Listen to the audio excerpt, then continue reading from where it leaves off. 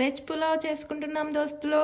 దానికి కావాల్సినవి ఉల్లాకు, ఆలుగడ్డ, క్యారెట్, పచ్చిమిర్చి, ఉల్లిగడ్డ, ఇవేంటి ఉండే ఇవేముండే బీన్స్, హాఫ్ టమాటా. తయారీ విధానం చూసేద్దాం. ఇప్పుడు దోస్తులు ఇవన్నీ మంచిగా కట్ చేసుకోవాలి. వీడియోలో చూపిస్తున్న విధంగా కట్ చేసుకోవాలి. అన్ని మిరపకాయలు ఓకే కానీ దోస్తులు, ఈ మిరపకాయ మాత్రం ఈ ఆరెంజ్ కలర్కి మంచిగా క్యారెట్ కలర్కి అట్రాక్ట్ అయ్యి అది కూడా అట్లా మారిపోయింది.